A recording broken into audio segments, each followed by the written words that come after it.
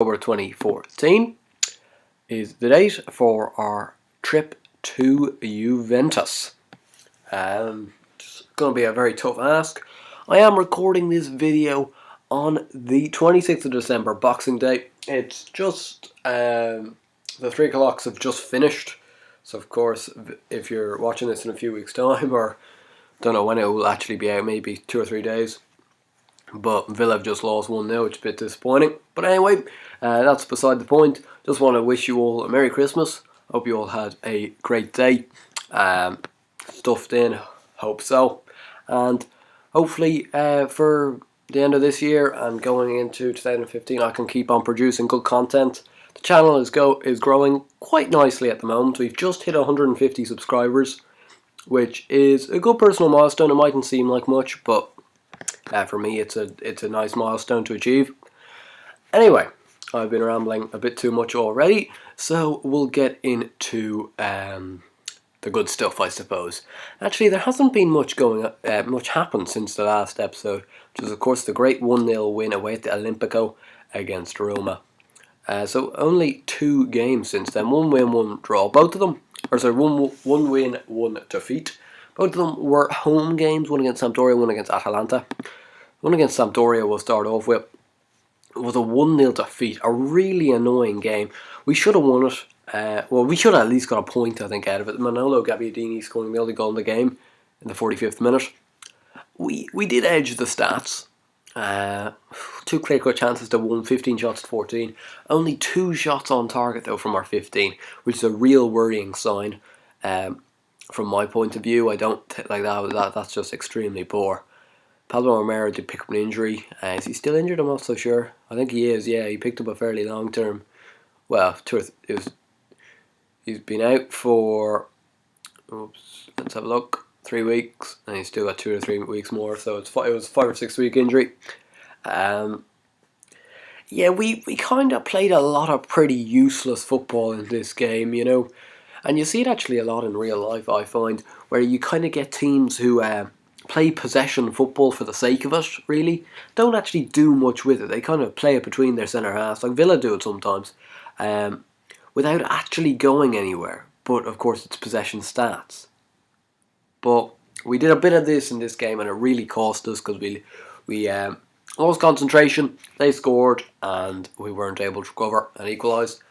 Again, another below par attendance at the San Siro, just 41,000 turning up, which seems to be a fairly common theme, which is a bit disappointing. Anyway, next game though was a bit brighter. We managed to beat Atalanta 2-1. Still not convincing though, and we haven't really won a game yet this year convincingly, which is slightly disappointing. Alex gave us the lead with a penalty in the 5th minute, and Fernando Torres made it 2-0 after 7 minutes. And I was thinking, happy days, we're going to run away with a 3 or 4-0 win here, like we should. But no. It got to half-time, 2-0, that's grand. But then German Dennis pulled him back for Atalanta in the 49th minute. So 2-1, suddenly you're on nerves. Desciglio picked up an injury in the 68th minute, but we managed to hold on. But it really was a case of that. It was kind of holding on rather than really taking it by the scruff of the neck. They had 3 clear-cut chances. 1 of them they took, 2 of them they missed. Just quite lucky. Again, 4 shots on target from 13 is quite poor, considering one of those shots on target is the penalty, which you're kind of expected to score. Yeah, it's just very disappointing, really. We haven't really taken any game but scuffed the neck and won 3 or 4-0. Like, we have a look at all our wins so far. You know, 2-0, that was the most convincing, really. 1-0, 1-0, 2-1. So we haven't won by more than a 2-goal margin. Now, 2-goal margins are quite good, but I suppose it's quite worrying. And then you pick up the odd defeat here and there. When we drew the one against Empoli, we got thrashed by Fiorentina, and we got kind of snuck out by Sampdoria. And I suspect we could well get smashed today by Juventus, who are really the best team in this league by far. They do have a few injury concerns, though, which is quite pleasing. Actually, Cascares, Vidal, Barzagli and Marchisio all out injured, which is fantastic. Gives us a little bit of a chance, I suppose. If we have a look at our player stats since last time, there hasn't been much of a difference, I don't think, in the stats. Top goal scorer is still Fernando Torres. He's now got 4 in 7 games, which is quite a respectable return for the Chelsea man. Alex has got 2 from 7, but both of them have been penalties. And Menez and El Shawari have got 1 each. Those are all the goals we've scored. We've only scored 8 goals in 7 games, which is quite worrying. Top provider is Torres, again with 2. Menez has got 2. Van Ginkel has provided 2. Desciglio and Romero with 1 each, both coming from full-back positions. Average rating wise, Christian Zapata leads that with 7.15, Alex 7.07, Torres 7.04, Desciglio 7.01, and Menez 7 on the button. Those are the 5 people to average more than 7. They're probably they are the main performers within the squad, though. So I suppose you're kind of expecting that or hoping for that. Yeah, I think that's all we have to go for. We'll show you the league table. Actually, we are sitting in 5th at the moment, but have the possibility. No, we won't go up to 3rd. If we win today, we will go up to 4th, though. It's quite nice. It's considering actually that it hasn't really been a great start to the season. We're still in 5th. You know, it's not been a dreadful start like Inter Milan, who find themselves in 11th early on, or even Roma, who find themselves in 8th, although they've exactly the same goals or points as us, and they've better goal difference. This is what I don't understand about the Italian leagues. I really don't understand this whatsoever. But we managed to be in 5th at the moment. We've only conceded 7, which is actually the 2nd best in the league, to of course Juventus, who've only conceded 5. So I suppose that is something to take out of it as we go into the game here at the Juventus Stadium in Turin.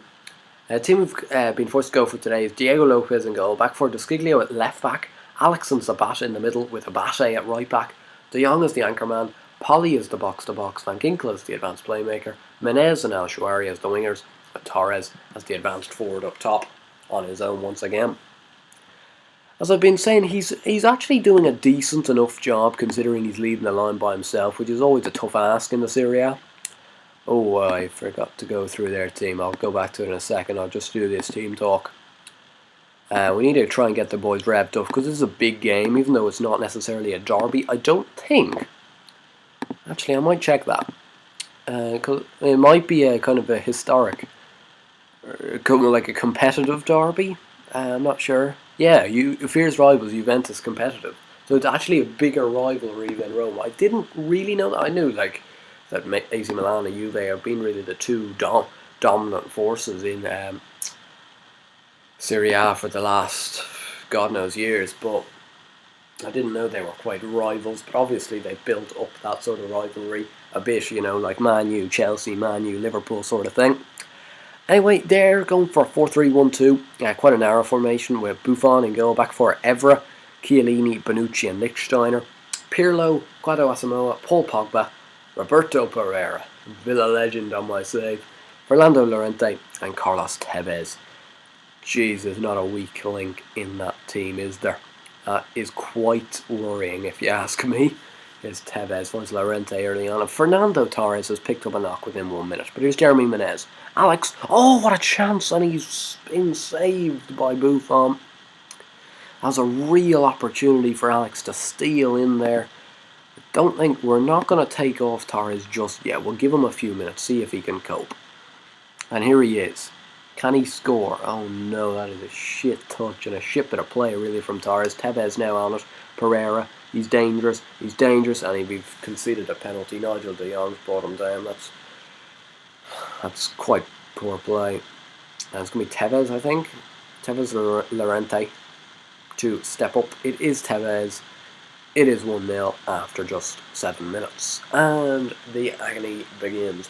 Tevez with his 10th of the season. Now I suppose they've had Champions League games and all to contest with, but still 10 goals in the season already is quite a decent effort from anybody. As Fernando Torres now has picked up another knock, which means he is fully injured, and it's game over for Torres. And that's just fantastic, isn't it? Our leading goal scorer this year has picked up an injury, and that's also quite disappointing because like if he gets a long-term injury, that we could really be in a bit of trouble, which is disappointing to say the least. Really, because Torres has been quite good so far, as I've stressed beforehand. Anyway, apart from the penalty, they really haven't done very much early on here, and we've been able to kind of keep them at bay. But here they come again, and just as I say, that Chiellini comes in and scores his third of the season, and Juventus' second of the night. Quite a basic goal, really. I think it's number 33, Alex, who kind of loses them. Him and El Shawari combined really just don't pick him up. I'm not sure whether we were going zonal marking there or not. It didn't seem that no zones or no men were being marked, so it was really a bit of a catastrophe from the defensive side of things. And we trail 2-0 here at Juventus, and this is really quite an irreparable lead, if you ask me. They're one of the few teams, they're probably the only team in this league which you really do fear, and that's what I'd tell you about if you're planning on doing a Serie A save. Just beware of Juventus, because it might take a fair few years to kind of break these guys down, considering how good they are. Can we make any changes?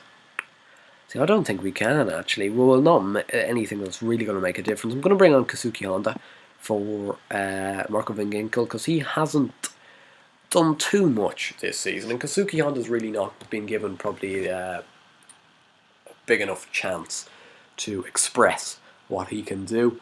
Now, it's kind of been thrown in the deep end here away. Juventus already 2-0 down, so that's a little harsh on him, so I probably won't be judging him too harshly, but hopefully he can maybe make somewhat of a difference. It doesn't seem that anybody is, though, really, and they're just being able to just control this game, and it's that what I love about Juventus. Well, no, I hate, because I'm trying to play against Juventus, but they're able to kind of just nullify us trying to make a march forward, and if anything, they're looking more dangerous. And Chiellini there could have swooped in on the back post for his second of the game, but it was well blocked. Stays at 2-0 for now. Tevez 3-0. Non-existent marking, really, as Tevez gets his 11th of the season. Fair play to the lad, but Pirlo puts it back into him. Tevez jinks past, I think that's Desciglio, and then just nobody else got anywhere near him.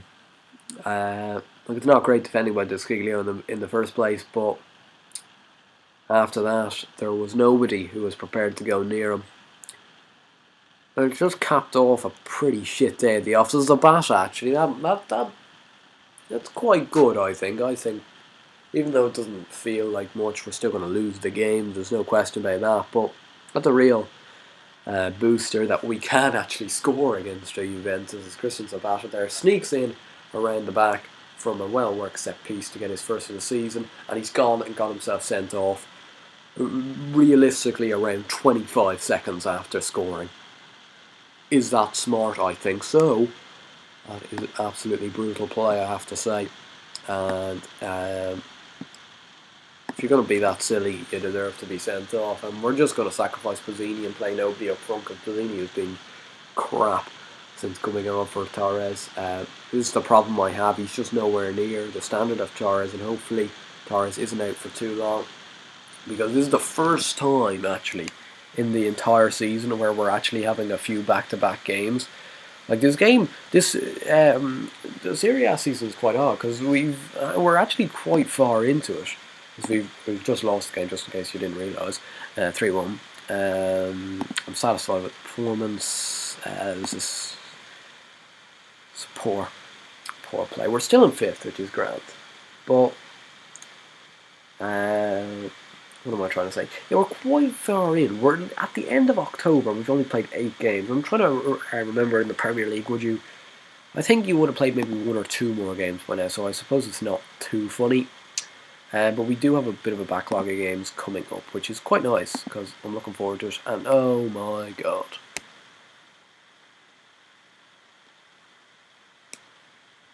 Four months. Fernando Torres is out for 4 months with a broken foot. That could be actually the end of his career, really, on this game. You know the way sometimes in saves, when somebody picks up a big injury, it really just kind of pushes them over the limit. And you know he's 30 years old. You know he's not getting younger. And to pick up a 4-month injury, that is just such a kick in the teeth. Because he's actually been playing quite well this year. Anyway, the next big game actually is quite a fair while away. It's going to be the Inter game because none of these games really are any relevance. So it's going to be a bigger update this time around because the past few actually have been quite small. We only covered 3 games in that episode, like 3 games we have to recap on, and only 2 in this episode, which is very short. But I went into a bit more detail, which might have made the episode a little bit longer. In this scenario, I think we've 7 games that we have to play before getting to the Inter Milan game. So we'll really be into kind of the halfway stage of the season, I suppose, by then. It will be the first game back after the December break. I didn't realise they get it over in Italy. It's obviously it doesn't seem as full month. It's 3-week break, it seems,